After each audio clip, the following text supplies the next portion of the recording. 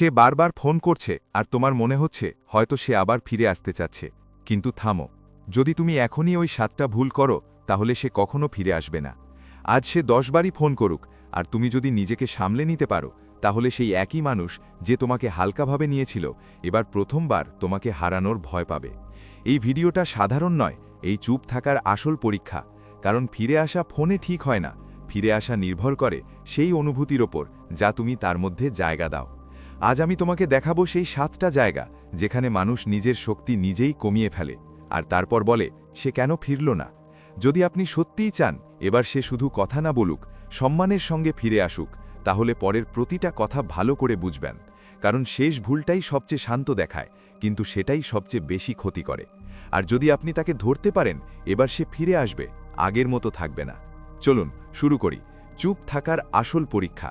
প্রথম পয়েন্ট, সামনের জনের কল এলে সঙ্গে সঙ্গে ফোন ধরবেন না। এখান থেকেই প্রভাব কমে যায়। একটু থেমে ভাবুন, যখন কেউ ফোন করে এবং আপনি চিন্তাভাবনা না করে সঙ্গে সঙ্গে ফোন ধরেন, সেই এক মুহূর্তে আপনি কি করছেন? হয়তো আপনি ঘাবড়িয়ে পড়েন, হয়তো মনে হয় সুযোগ হাতছাড়া হয়ে যাবে, হয়তো মন বলে এখন না উঠালে সেটা আবার দূরে চলে যাবে।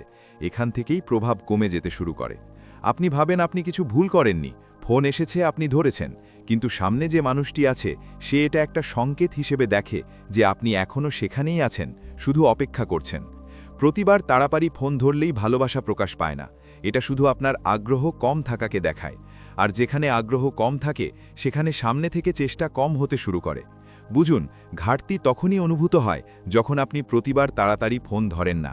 যদি আপনি প্রতিবার সেখানেই থাকেন, যদি যাও, তাহলে কেউ তোমার খোঁজ নেয় না।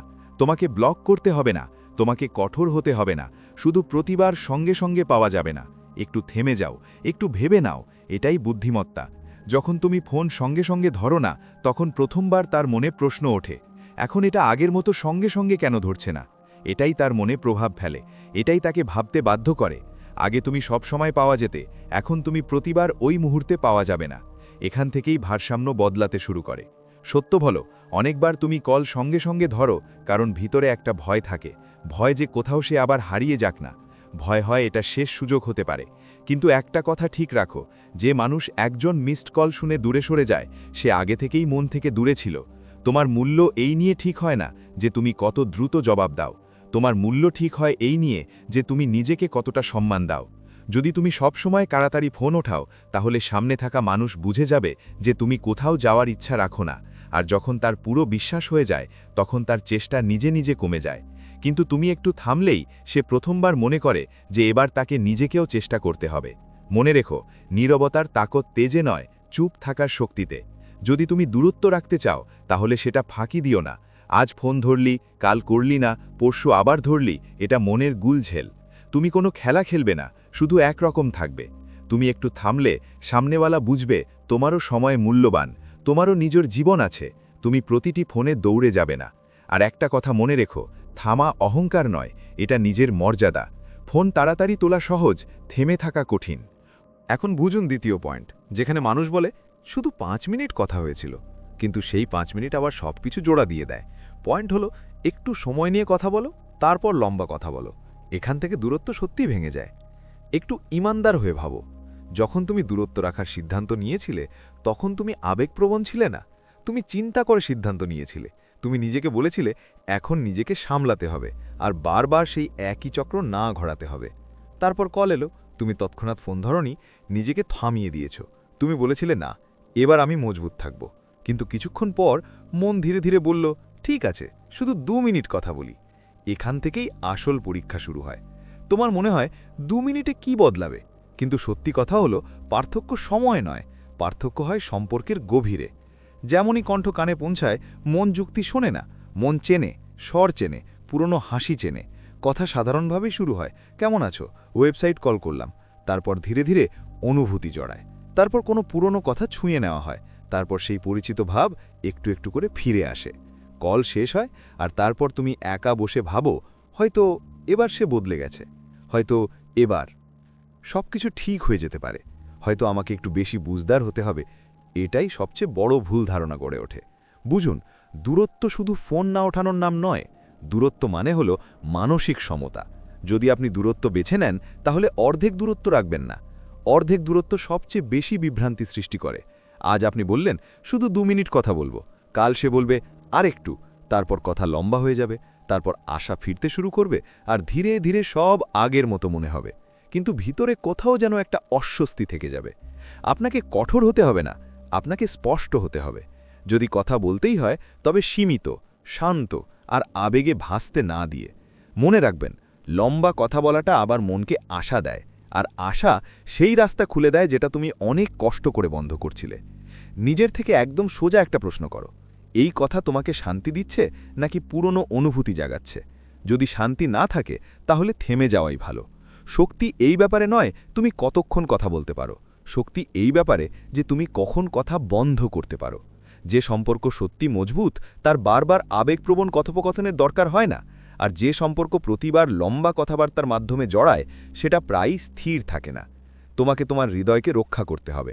প্রতিবার মাত্র 2 মিনিট কথা বলে তাকে আবার দুর্বল করো না, কারণ সত্যিটা এই যে এই 2 মিনিট অনেক সময় 2 মাসের পরিশ্রম নষ্ট করে দেয়। তুমি নিজেকে সামলানোর যে চেষ্টা করেছো সেটা ভালো করে বুঝে নিও। যখন তুমি প্রতিবার কথা বলার জন্য প্রস্তুত থাকো তখন সামনেওয়ালা বুঝে যায় যে তার বেশি চেষ্টা করার দরকার নেই, কিন্তু যখন তুমি সীমা ঠিক করো তখন প্রথমবার সে বুঝতে পারে যে এখন তোমাকে হালকাভাবে নেওয়া যাবে না। মনে রেখো, তোমাকে কারো কাছে প্রমাণ করতে হবে না যে তুমি ভালো মানুষ, তোমাকে শুধু নিজের কাছে প্রমাণ করতে হবে যে তুমি নিজের কদর করেন। যদি এই কথা আপনাকে ভেতর পর্যন্ত ঠিক মনে হচ্ছে তাহলে এই ভিডিওটা লাইক করুন, কারণ এর মানে আপনি সত্যি মেনে নিচ্ছেন। আর যদি চান সামনে এমন স্পষ্ট আর ভারসাম্যপূর্ণ কথা শুনতে তাহলে চ্যানেলটা সাবস্ক্রাইব করে ফেলুন। এখানে আপনাকে পালাতে শেখানো হবে না, এখানে আপনাকে নিজের মনোবল ধরে রাখতে শেখানো হবে, কারণ আসল শক্তি হইচইতে নয়, সীমায় থাকে। এখন একটু থামুন, কারণ পরের ভুলটা আরও সূক্ষ্ম, যখন আপনি প্রশ্ন করে নিজেই নিজের অবস্থান খারাপ করে ফেলেন। পয়েন্ট 3, কেন কল করলেন? একবার জিজ্ঞেস করে নিন। এখান থেকেই আপনার অবস্থান নিচে চলে যায়। একটু শান্ত হয়ে ভাবো, কল এসেছে, তুমি সঙ্গে সঙ্গে ভরনি, নিজেকে সামলে নিলে, তারপর ফোন ধরলে, আর প্রথমেই জিজ্ঞেস করলি কেন কল করলি। ওপর থেকে এটা সাধারণ একটা প্রশ্ন মনে হয়, কিন্তু ভেতর থেকে এটা অনেক কিছু বলে দেয়। যখন তুমি জিজ্ঞেস করো কেন কল করলি, তখন অজান্তেই দেখিয়ে দাও যে তুমি জানতে আগ্রহী ছিলে। প্রশ্নটা শুনতে সরল, কিন্তু এর পেছনে একটা হালকা অস্বস্তি লুকিয়ে থাকে। এই প্রশ্ন অনেকবার ইঙ্গিত দেয় যে তুমি এখনও জানতে চাও সে কেন এসেছে, কি জন্য এসেছে, কতক্ষণ থাকবে। বুঝতে পারো, একটা যদি সামনে বসা সত্যিই কিছু বলতে চায় তাহলে তাকে জিজ্ঞেস করার দরকার পড়বে না। যে মানুষ সিরিয়াস সে নিজেই কারণ বোঝায়, সে নিজেই কথা শুরু করে, সে নিজেই স্পষ্টতা আনে। কিন্তু আপনি যদি আগে থেকেই জিজ্ঞেস করেন কেন কল করলেন, তাহলে কথোপকথনের নিয়ন্ত্রণ তার হাতে চলে যায়। সে চাইলে হালকা কথাই বলবে, চাইলে মজার ছলে এড়িয়ে যাবে, চাইলে বলেও দেবে। এভাবেই এখান থেকেই আপনার নীরবতার প্রভাব কমতে শুরু করে। মনে রাখবেন, শান্ত থাকা আর প্রশ্ন না করা দুর্বলতা নয়, শান্ত থাকা একটি শক্তি। কারণ যখন আপনি জিজ্ঞেস করেন না তখন সামনে বসার কথা বলতেই হয়। সে বুঝতে পারে যে এখন তাকে স্পষ্টভাবে বলতে হবে, এখন তাকে কারণ বলতে হবে, এখন তাকে চেষ্টা করতে হবে। কিন্তু আপনি যতই জিজ্ঞেস করুন কেন কল করেছ, আপনি তার চেষ্টা হালকা করে দেন। আপনি তাকে একটা সহজ পথ দেখিয়ে দেন হালকা কথা বলে বেরিয়ে যাওয়ার। আর অনেক সময় সে আসলেই কোনো বিশেষ কারণে কল করে না, সে শুধু দেখতে চায় আর আপনি এখনও ওখানেই আছেন কিনা। যদি আপনি সঙ্গে সঙ্গে জিজ্ঞেস করেন কেন কল করেছ, তাহলে তার উত্তর মেলে হ্যাঁ, তুমি এখনও আমার প্রতি মনোযোগ দিচ্ছ। এখন একটু ভিন্নভাবে ভাবুন, যদি কল উঠিয়ে তারপর আপনি যদি শান্ত থাকেন, শুধু হ্যালো বলেন আর কিছু না জিজ্ঞাসা করেন, তাহলে কি হবে? কিছু সেকেন্ডের নীরবতা, একটু অস্বস্তি, আর তারপর সামনেবেলা নিজেই কথা বলবে, সে নিজেই কারণ বলবে, সে নিজেই কথা শুরু করবে। এটাই পার্থক্য, কারণ আপনি পিছনে পালাবেন না, তাই সামনেবেলা এগিয়ে আসে। আপনাকে তাড়া করতে হবে না, আপনাকে শুধু স্থির থাকতে হবে আর মনে রাখতে হবে যে মানুষ শুধু কৌতূহল থেকে কল করে, সে আপনার প্রশ্নে খুশি হয়, সে ভেবে যে এখনও প্রভাব আছে, এখনও মনোযোগ আছে। কিন্তু যে মানুষ সত্যিই ফিরে আসতে চায় তার আপনার প্রশ্নের দরকার হয় না, সে নিজেই বলবে আমার তোমার সাথে কথা বলতে হবে, কিছু পরিষ্কার করতে চাই, আমি সত্যিই কথা বলতে চাই। তোমাকে শুধু এটুকু করতে হবে, বিষয়টাকে হালকাভাবে নেবেন না, প্রশ্নের মধ্যে নিজেকে নিচে নামাবেন না। শান্ত থাকো, শুনো এবং সামনে থাকে মানুষটাকে কথা বলার সুযোগ দাও, কারণ আসল শক্তি আওয়াজ বাড়াতে নয়, পরিস্থিতি সামলাতে হয়। যখন তুমি প্রতিটা ব্যাপারে কারণ জিজ্ঞেস করো তখন তুমি উদ্বেগ দেখাও, যখন তুমি কারণ নিজে না জিজ্ঞেস করে তাকে বলার সুযোগ দাও তখন তুমি সামঞ্জস্য দেখাও, আর সামঞ্জস্যই আকর্ষণ তৈরি করে। মনে রেখো, তোমাকে পিছিয়ে যেতে হবে না, শুধু শান্ত থাকতে হবে। যদি সামনে থাকা মানুষটা সত্যি যদি ওর কিছু বলার থাকে ও নিজেই বলবে, যদি শুধু দেখতে চায় তুমি এখনও ওখানেই আছো, তাহলে তোমার চুপ থাকাই ওর উত্তর হবে। ভাবো তো, অনেকেই এখান পর্যন্ত বুঝে যায়, প্রশ্ন করে না, কিন্তু তারপর আরেকটা ভুল করে ফেলে, পুরনো কথা উঠিয়ে এনে পরিবেশ ভারী করে দেয়। আর সেই একই ভুল অনেক সময় নতুন সুযোগও শেষ করে দেয়। এখন বোঝো পরের পয়েন্ট, যেখানে কেউ বলে তুমি আমাকে আঘাত দিয়েছ, আর এখান থেকেই কথা আবার জটিল হয়ে যায়। পয়েন্ট 4, পুরনো কথা তোলা। এখান থেকেই কথাবার্তা আবার ভারী হয়ে যায়। কল কানেক্ট হয়, কথা শুরু হয়, কিছুক্ষণের জন্য সব কিছু স্বাভাবিক থাকে, তারপর হঠাৎ আপনি বলেই ফেলেন, তুমি আমাকে অনেক কষ্ট দিয়েছিলে। ওপর থেকে মনে হয় আপনি সত্যিই কথা বলছেন, মনে হয় আপনি মনটা হালকা করছেন, মনে হয় এবার স্পষ্টভাবে কথা বলা উচিত। কিন্তু একটু থেমে ভাবুন, কি সব সত্যি একই সময় বলাটা জরুরি? যখন আপনি পুরনো আঘাত একই ভঙ্গিতে পুনরায় বলেন, তখন সেই ক্ষত আবার তাজা হয়ে ওঠে, আপনার মধ্যেও এবং সামনে থাকা ব্যক্তির মধ্যেও। আপনি মনে করেন বলে দিলে মন হালকা হবে, কিন্তু সত্যি হলো পুরনো বেদনাকে বারবার বললে বেদনা কমে না, শুধু স্মৃতি আরও গভীর হয়। বোঝেন, যদি সামনেওয়ালা সত্যিই বুঝতে পারে, তাহলে তাকে বারবার স্মরণ করানোর দরকার পড়ে না। যার নিজের ভুলের গুরুত্ব টের থাকে, সে নিজে থেকেই বুঝে যায়, তাকে বারবার বোঝানোর দরকার হয় না। আর যার কোনো বুঝ নেই, তাকে স্মরণ করালেও কোনো পরিবর্তন হয় না। আপনি যখন বলেন তুমি আমাকে অনেক আঘাত দিয়েছিলে, তখন সামনেওয়ালা দুইভাবে প্রতিক্রিয়া দেখায়। বা তো সে নিজের পক্ষে যুক্তি দেবে, আমি তো এমন কিছু করিনি, তুমি বাড়াচ্ছ, অথবা সে চুপ হয়ে যাবে। এই দুই পরিস্থিতিতেই কথাবার্তা ভারী হয়ে যায়। আপনি সমাধান খুঁজছেন, কিন্তু সামনেওয়ালা রক্ষা পোষণ করছে। মানুষ সবসময় সত্য খুঁজে ফিরছে, এখান থেকেই পরিবেশ বদলে যায়। মনে রাখবেন, প্রতিটা কথোপকথনে ঝগড়া করা দরকার নেই। আপনার উদ্দেশ্য কি? শান্তি, নাকি প্রমাণ করা যে আপনি ঠিক ছিলেন? যদি উদ্দেশ্য শান্তি হয়, তাহলে পুরনো সব বিষয়ে খুঁটিয়ে খুঁটিয়ে তোলা জরুরি না। অনেক সময় চুপ থাকা বেশি শক্তিশালী হয়। এখন ভাবুন, যদি আমি না বলি তাহলে সে কিভাবে বুঝবে? কিন্তু সত্যি কথা হচ্ছে, যে বুঝতে চায় সে না বলেও বুঝে যায়। আর যে বুঝতেই চায় না, সে আপনার শত কথা শুনেও বদলাবে না। আপনাকে বারবার বোঝানোর প্রয়োজন কেন হয়?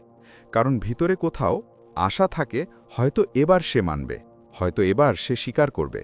কিন্তু মনে রেখো, স্বীকার করানো তোমার দায়িত্ব না। যদি সত্যি সে পছতায়, তাহলে নিজেই বলবে, আমি তোমাকে কষ্ট দিয়েছি, আমি তোমার কাছে ভুল করেছি। আর যদি সে নিজে এটা বলতে না পারে, তবুও তোমার বলায় সে পুরোপুরি বুঝবে না। পুরনো কথা বারবার তোলার আর একটা ক্ষতি হয়, তুমি আবার সেই একই অবস্থায় ফিরে যাও, যেখানে তুমি আঘাত পেয়ে দাঁড়িয়েছিলে। তোমার কণ্ঠস্বর বদলে যায়, লহজা ভারী হয়ে যায়, আর সামনে থাকা মানুষ দেখে যায় যে ক্ষত এখনও তাজা, ঠিক এখানেই। তারপর আবার সেই ভারসাম্য ভেঙে পড়তে শুরু করে। মনে রাখবেন, শক্ত হওয়ার মানে এই নয় যে আপনি যন্ত্রণা ভুলে যাবেন। শক্ত হওয়ার মানে হলো আপনি বারবার সেই যন্ত্রণা সামনে নিয়ে আসবেন না। সত্য কথা বলতে চাইলে সেটা আলাদা সময়, শান্ত মনের সাথে স্পষ্ট ভাষায় বলা উচিত। কিন্তু প্রতি ফোনে পুরনো আঘাত মনে করিয়ে দেওয়া আপনাকে হালকা করবে না, বরং আপনাকে আবার সেই গল্পে ফেলে দেবে যা থেকে আপনি বেরিয়ে আসতে চেয়েছিলেন। কখনো কখনো সবচেয়ে বড় পরিপক্কতা হলো আপনি জানেন কি কথা বলা ঠিক নয়।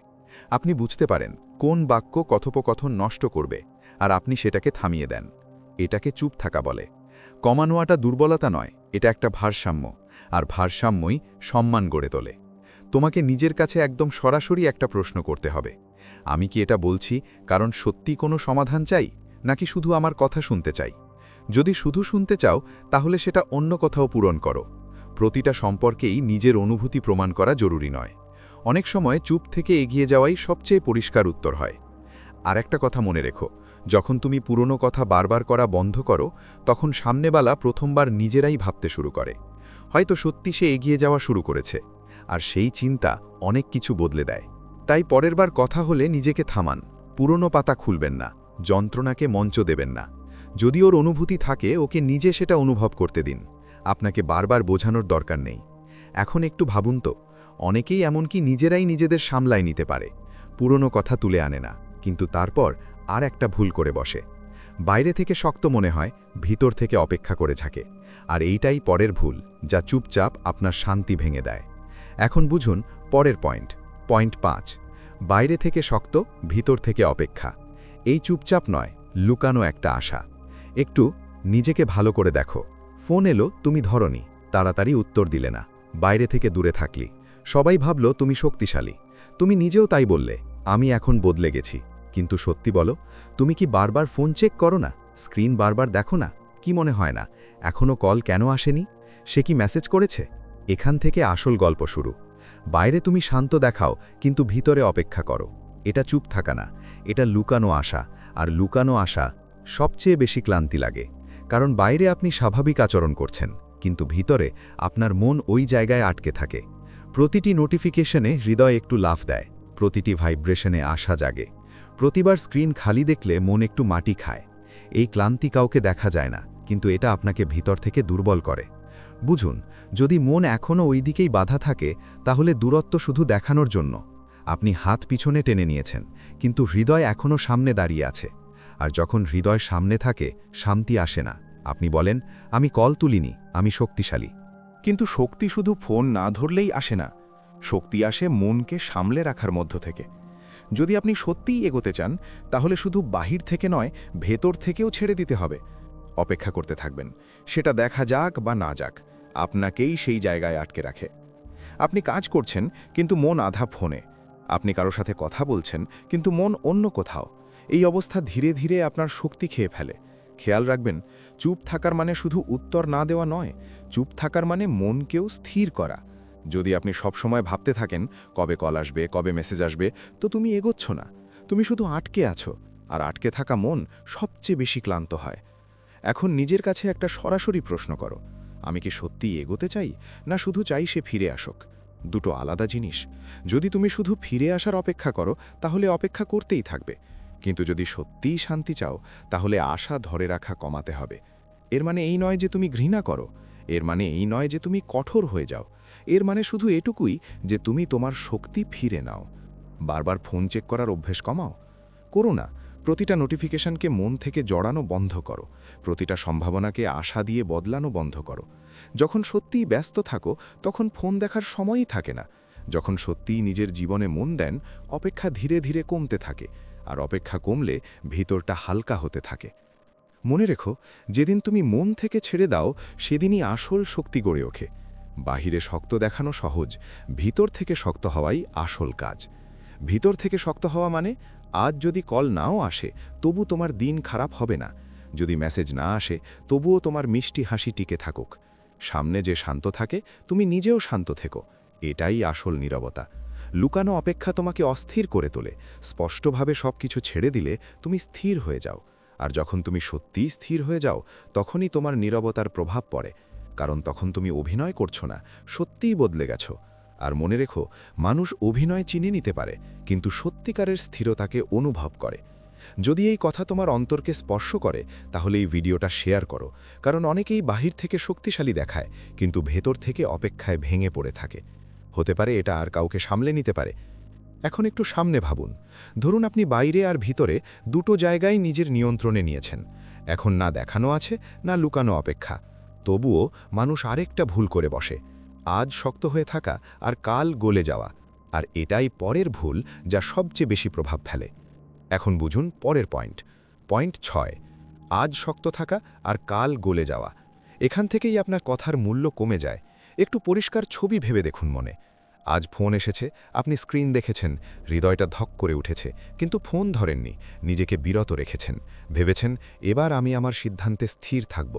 সেই মুহূর্তে আপনার ভিতরে একটা হালকা শক্তি অনুভূত হলো। মনে হলো আপনি নিজের উপর জয় পেলেন। মনে হলো, হ্যাঁ, আমি এখন বদলাচ্ছি। কিন্তু পরের দিন মনটা একটু খালি লাগলো, একটু অস্থিরতা হলো। ভিতর থেকে একটা কণ্ঠ উঠল, আরে একটা মেসেজ করে দেই তো, কিছু বড় না। আর আপনি নিজেই মেসেজ পাঠিয়ে ফেললেন।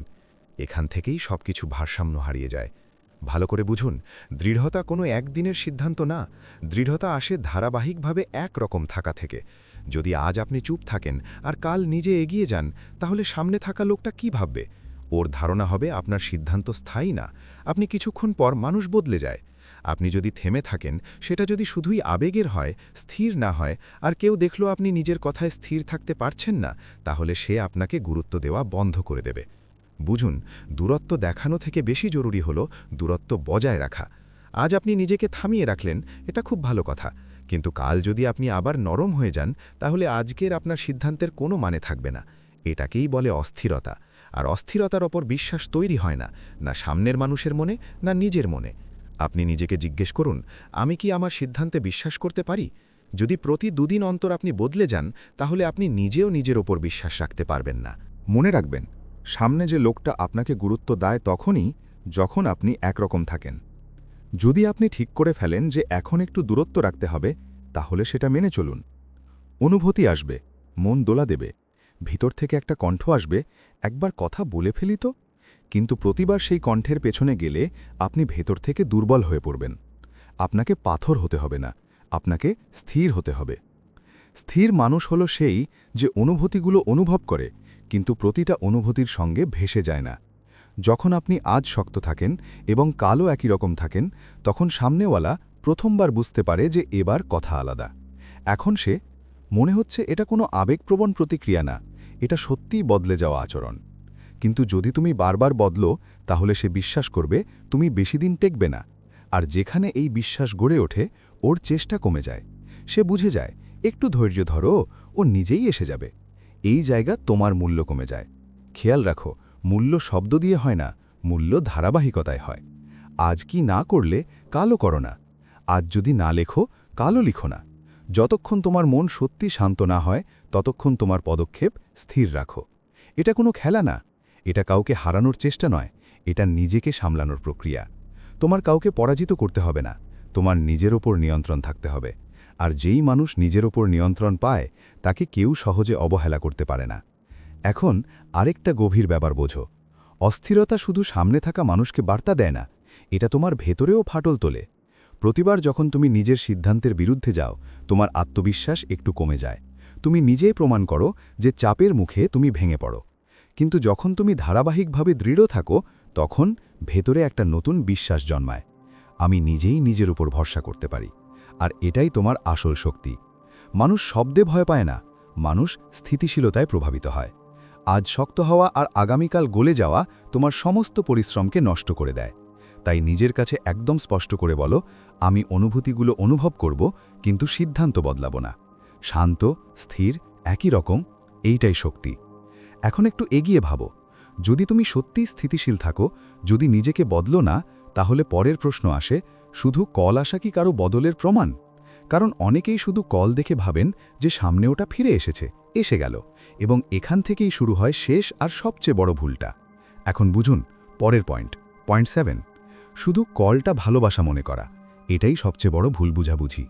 ফোন বেজে ওঠে, স্ক্রিনে নাম ঝলমল করে, মনটা একটু হালকা হয়ে হাসে, ভিতরে একটা ধীরে ধীরে আওয়াজ ওঠে, দেখুন এখনও মনে আছে, এখনও পার্থক্য পড়ে।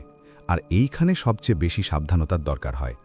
থেমে চিন্তা করুন, শুধু কল আসাই কি সত্যিই বদলে যাওয়ার প্রমাণ? কল করা সহজ, একটা বাটন চাপতে হয়, কিছু কথা বলতে হয়, 2-4টে মিষ্টি কথা বলতে হয়। কিন্তু ভালোবাসা শুধু কণ্ঠস্বর নয়, ভালোবাসা কি হয় এখানে? সম্মান, স্পষ্টতা, সমান আচরণ। যদি এই 3টে না থাকে, তাহলে শুধু ফোন ঘন ঘন বাজাটা ভালোবাসা নয়। একটু ফিরে তাকান, আগেও তো কল আসতো, আগেও তো কথা হতো, আগেও তো মাঝে মাঝে মিষ্টি কথাও শোনা যেত। তবুও মাঝখানে কি কারণে দূরত্ব বেড়ে গেল? তবুও হৃদয় ভারী হয়ে গেল কেন? তবুও বিশ্বাস ভেঙে গেল কেন? কারণ শুধু যোগাযোগ ছিল, স্থিরতা ছিল না। বুঝতে হবে, কেউ আপনাকে ফোন করতেও পারে, কারণ সেটা তার অভ্যেস, কারণ সে একা অনুভব করছে, কারণ সে দেখতে চায় আপনি এখনও সেখানে আছেন কিনা। কিন্তু এই কারণগুলোকে ভালোবাসা ভাববেন না। ভালোবাসায় তো এমন কিছু হয় না। ভালোবাসায় আপনার অনুভূতিকে হালকা করে দেখা হয় না। ভালোবাসায় কথা অর্ধেক ছেড়ে দেওয়া হয় না। ভালোবাসায় আজ কিছু আর কাল কিছু হয় না। যদি কল আসে কিন্তু আচরণ আগের মতোই থাকে, তাহলে সাবধান হন। যদি কথা হয় কিন্তু দায়িত্ববোধ না থাকে, তাহলে থেমে যান। যদি কথা মিষ্টি হয় কিন্তু অভ্যেসে কোনো পরিবর্তন না থাকে, বুঝবেন এখনও কিছু বদলায়নি। অনেক সময় এমন হয়, সামনেবেলা বারবার কল করে কারণ ওর আপনার অভ্যেস হয়েছে। অভ্যেস আর ভালোবাসার মধ্যে পার্থক্য আছে। অভ্যেসে মানুষ নিজের সুবিধা দেখে। ভালোবাসায় মানুষ আপনার শান্তি দেখতে চায়। অভ্যাসে কল আসে কারণ ওর আপনার কণ্ঠ শুনতে ইচ্ছে করে। ভালোবাসায় কল আসে কারণ ওকে আপনার সম্মান করতে হয়। এই পার্থক্য বুঝে নিন। যদি প্রতিটি কলের পর আপনি আবার ভেতরে দ্বিধায় পড়ে যান, যদি প্রতিটি কথোপকথনের পর মন আবার আশা আর ভয়ের মধ্যে দোলায়, তাহলে সেটা স্থিতিশীলতা নয়।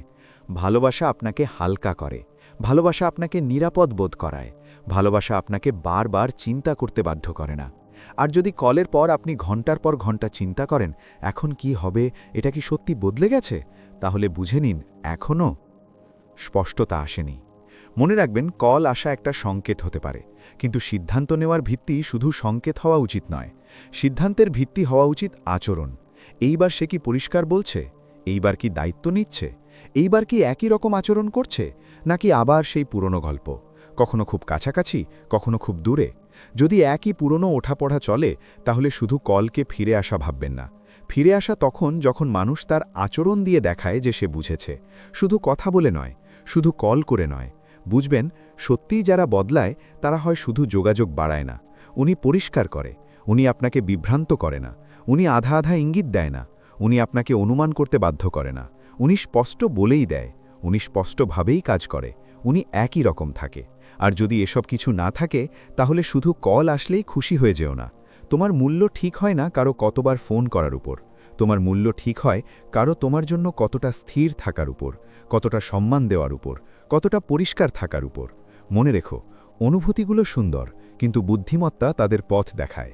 যদি তুমি এখানে পর্যন্ত নিজেকে সাবধানে থাকো, যদি তুমি দূরত্ব বজায় রেখেছ, যদি তুমি তোমার সিদ্ধান্তে টিকে থাকতে শিখে গেছো, তাহলে শেষ মুহূর্তে দ্রুত সিদ্ধান্ত নেবার চেষ্টা করো না। ফোনটা বাজলে ভালো লাগতে পারে, মনটা খুশি হতে পারে, কিন্তু সিদ্ধান্ত তোমার সামঞ্জস্যের উপর ভিত্তি করে হওয়া উচিত। নিজেকে একটা স্পষ্ট প্রশ্ন করো, আমি কি শুধু কণ্ঠস্বরেই সন্তুষ্ট আছি, নাকি আমার সম্মানও দরকার? আমি কি শুধু যোগাযোগ চাই, নাকি স্থায়িত্বও চাই? যদি তোমার স্থায়িত্ব দরকার হয়, তাহলে শুধু কলকে ভালোবাসা মনে করো না। ভালোবাসা শব্দে নয়, আচরণে প্রমাণিত হয়। আর যদি এইবার আচরণ না বদলায়, তাহলে কলের সংখ্যা বাড়লেও সম্পর্ক শক্তিশালী হবে না। হবে না। শান্ত থাকো, সমান থাকো, তাড়াহুড়ো করো না, কারণ আসল বুঝতে এইটাই। শুধু ফোন আসা মানে ফিরে আসা না। ফিরে আসা তখন, যখন মানুষ তোমার মূল্য বুঝে ফিরে আসে। আর যদি সে সত্যিই বুঝে থাকে, তাহলে তুমি অনুভব করবে। তোমাকে জিজ্ঞেস করতে হবে না, তোমাকে অনুমান করতে হবে না, সব কিছু স্পষ্ট থাকবে। এটাই পরিপক্কতা, এটাই সমতা, এটাই শেষ বুঝ। এখন শেষে একটা ছোট কিন্তু অন্তর থেকে কথা। যদি তুমি এখানে পর্যন্ত পুরোটা শুনে থাকো, তাহলে এর মানে তুমি সত্যিই নিজেকে বদলাতে চাও। তুমি পালাতে চাও না, তুমি বুঝতে চাও। মনে রেখো, চুপ থাকা মানে বদলানো না, হতো। চুপ থাকা মানে পরিপক্কতা। আর যখন তুমি পরিপক্ক হয়ে যাও, তখন সামনেওয়ালা ফিরে আসুক বা না আসুক, তুমি ভেতর থেকে শক্তিশালী হয়ে যাবে। যদি এই ভিডিওর কোনো একটা কথা তোমার জীবনের সাথে মিলে যায়, তাহলে নিচে কমেন্ট করো, আমি এখন থেকে স্থির থাকব। এটা শুধু কথা হবে না, এটা হবে তোমার নিজের কাছে করা একটা প্রতিজ্ঞা। আর যদি মনে হয় এই কথাগুলো কারো অন্যের জন্যও সাহায্য হতে পারে, তাহলে ভিডিওটা শেয়ার করো, চ্যানেলটা সাবস্ক্রাইব করো, কারণ এখানে আমরা আওয়াজ করি না, আমরা সামঞ্জস্য শেখাই। এখন পরের ভিডিওটা অবশ্যই দেখো, যেখানে আমরা কথা বলবো, যখন আপনি সত্যি এগিয়ে যান, তখন সামনে থাকা মানুষটার মন কেমন অস্থির হয়ে ওঠে সেটা আপনি দেখবেন। মনে রাখবেন, আপনার শান্তি আপনার শক্তি। আর যখন আপনি নিজেকে সামলাতে পারেন, তখন পৃথিবী নিজে থেকেই আপনাকে আলাদা চোখে দেখতে শুরু করে। দেখা হবে পরের ভিডিওতে।